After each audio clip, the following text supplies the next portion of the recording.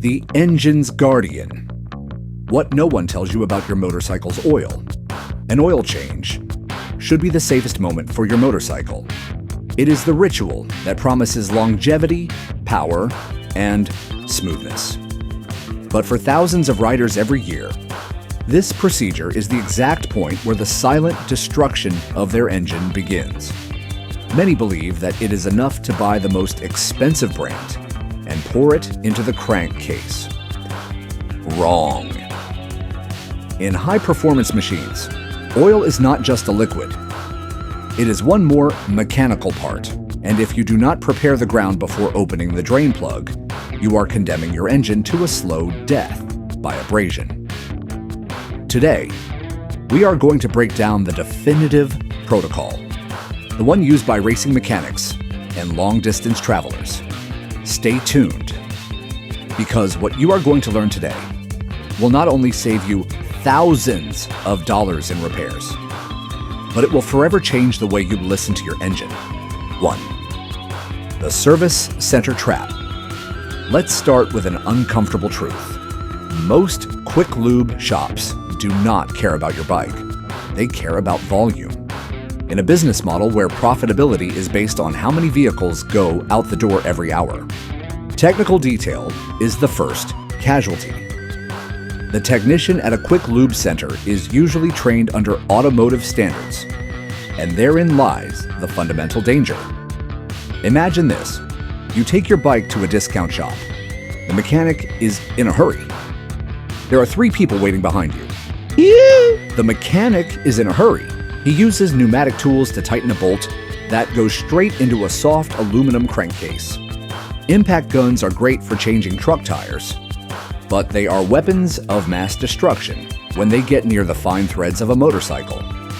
He uses barrel oil that has been opened for months, absorbing moisture from the environment through a phenomenon called hygroscopicity. He does not wait for the engine to reach the ideal temperature. He just drains, fills, and collects the money. A bike is not a small car. Understanding this is vital for your wallet. In a car, oil has a relatively easy life. It only lubricates the engine. The heat is constant, the revolutions are low, and the transmission has its own separate fluid.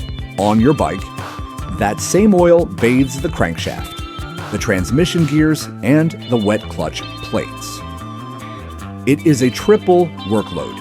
The oil is literally sheared by the teeth of the gearbox gears, breaking the molecular chains of the polymer at a speed that a car oil could not withstand. A mistake in viscosity, or an excess of car friction additives, and your clutch will start slipping in less than 60 miles, leaving you stranded with an engine that revs, but a wheel that does not. If you decide to delegate maintenance, make sure it is someone who understands the JASO MA2 standard. Ask them directly. If they look confused or tell you that all oil is the same, run away from that shop. 2. The secret of temperature and suspension. This is, without a doubt, the most common mistake. Many owners decide to do the oil change on a Sunday morning with a cold bike, because that way, the oil has already drained completely to the bottom. Logically, it sounds good, but mechanically, it is a disaster. Cold oil is thick, sluggish. It has the consistency of honey. It sticks to the cylinder walls, gets trapped in the recesses of the gearbox, and most importantly, it leaves the sediments at the bottom. Metal shavings, carbon residue from combustion, and moisture condensed by temperature changes do not flow when the oil is cold. They stick like sludge in the internal corners of the engine. If you drain it cold, you will get the oil out, but you will leave all the heavy trash inside, ready to contaminate the new oil as soon as you start it up. You must start the bike, not just 2 minutes at idle. Idling barely generates enough oil pressure to bathe the top end. You need the oil to truly circulate, to pick up every particle of dirt and keep it in suspension. A chemical term meaning that the impurities are floating in the liquid. When the oil is hot, its viscosity drops. It becomes fluid like water. And when you open the plug, it shoots out with a kinetic force that drags all the accumulated poison with it into the drain pan. But be careful. There is a sweet spot. There is thermal physics involved here. If you drain immediately after a 2-hour ride, you run the risk of burning yourself seriously, or even worse. The extreme heat in the aluminum of the crankcase makes the threads more vulnerable to stripping due to the expansion of the metal. 3. The anatomy of oil. JASO Ma2. The science of friction. Let's talk about pure chemistry applied to 2 wheels. In the store, you see a bottle of 10W40 for cars at half the price of motorcycle oil. The label says it is synthetic, that it is premium. The idea tempts you. In the end, an engine is an engine, right? Absolutely. No! The difference is not marketing. It is molecular composition. Modern car oils are designed under fuel economy regulations. To achieve this, chemists add additives called friction modifiers, which are usually molybdenum or boron compounds. In a car, this is great. The internal parts slide better, and you save gas. But on a bike with a wet clutch, this is the end. Those additives soak into the porous fibers of your clutch plates, making them so slippery that the engine's power will not reach the wheel. The clutch will slip. The plates will rub against each other without engaging. They will generate an infernal heat that will crystallize the surfaces, and you will end up burning the plates out in a week. Because of this, always look for the JASO certification. It is the Japan Automobile Standards Organization, which created specific tests for motorcycles. If your bike has a wet clutch, you need MA, or even better, MA2. This standard guarantees that the oil has the exact coefficient of friction, so that the clutch grips hard, but the engine remains protected against extreme wear. 4. The health report. Learning to read the oil. When the old oil falls into the pan, do not look away. That black liquid is telling you the story of what is happening inside your engine. It is like a blood test. The black color alone is not bad. In fact, it means the oil is doing its cleaning job. What is worrying is what shines, or what smells. If you see a metallic shimmer, like there is glitter in the oil. Pay attention. Put the oil under sunlight. If they are golden or bronze-colored particles, you could have wear on the connecting rod bearings or on the crankshaft thrust washers. If it is bright silver, it could be debris from the transmission gears disintegrating or from the cylinder sleeves. A little dark mud on the magnetic plug is normal. It is natural wear and tear. But visible pieces of metal that you can feel with your fingers mean that disaster is imminent. Does it smell like gas? This is a critical symptom. It indicates that your piston rings are not sealing well, or that you have abused short trips where the engine never gets to warm up. The fuel dilutes the oil, dropping its viscosity from a 40 to a 20 in a matter of days, breaking the protective film. If the oil smells burnt, like a strong, bitter toast, your clutch is suffering from excessive slippage, or your cooling system is failing, causing the oil to cook beyond its thermal limits. Do not throw that oil away without inspecting it first. 5. The oil filter.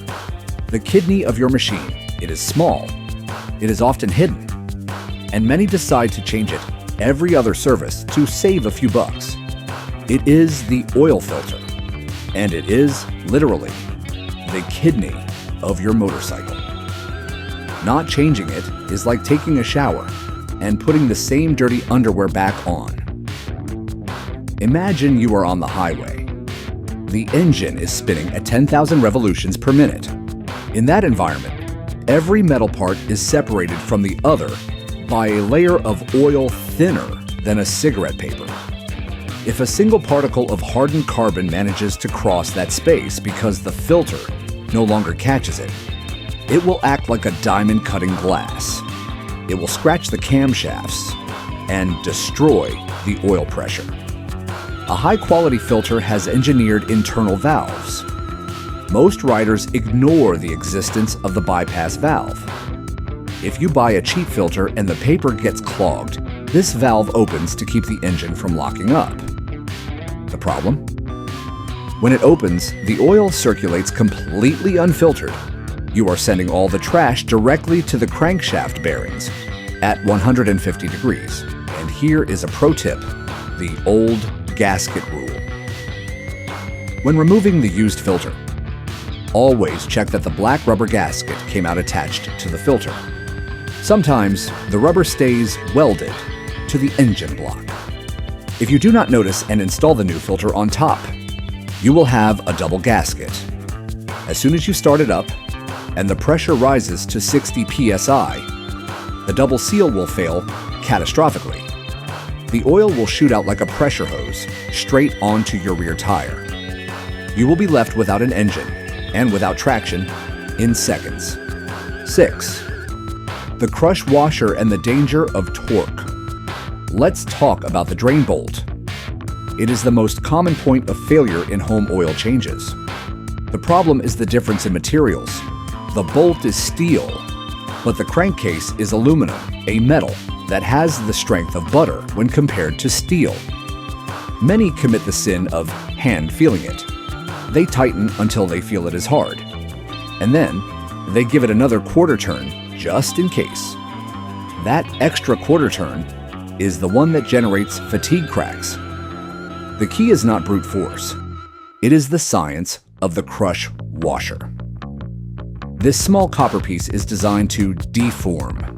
When tightened, the washer crushes and flows into the imperfections, creating a hermetic seal. If you reuse it, it is already hard and flat. To make it seal again, you will have to tighten much harder. And that is where you strip the engine threads. 7. The breather system and the exact level. We are almost done. But this is where many fail out of overzealousness. The filling. There is a dangerous belief that putting a little more oil in is extra protection. This is false and harmful.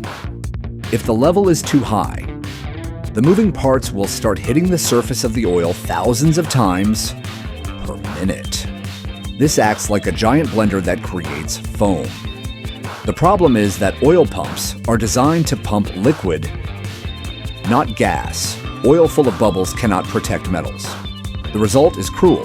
You have too much oil, but your engine is melting from a lack of real lubrication. When you measure the level, the bike must be perfectly vertical. If you leave it leaning on the side stand, the reading will be completely false. Start the engine, turn it off, and wait at least 5 minutes for the oil to drain down. Only then check the level. The oil should be right between the two marks, preferably toward the upper limit, but without touching it. 8. The myth of the engine. Flush. Before we say goodbye, let's talk about those miracle liquids called engine cleaners, or engine flushes. In a modern bike, they are an unnecessary risk. These chemicals are extremely potent solvents that have almost zero viscosity. The danger is that these engines have pockets of oil that do not drain by gravity. If just 5% of that cleaner gets trapped inside, it will chemically contaminate the new oil you just bought. Even worse, these solvents can attack the rubber seals, causing long-term leaks that did not exist before. If you keep your changes up to date, you do not need flushes. The best cleaning for your engine is simply new, good quality oil changed on time. Do not look for chemical shortcuts or a mechanical discipline that relies on consistency. Caring for your bike is an act of respect toward the machine that gives you freedom. It is not just mechanics, it is discipline. If you follow these steps, you will be ensuring that when you open the throttle, your engine responds with the same health as the day it left the dealership. If this analysis helped you, subscribe and hit the bell icon. Because on this channel we don't just talk about bikes, we talk about how to keep the passion for engineering alive. See you on the road. Ride safe.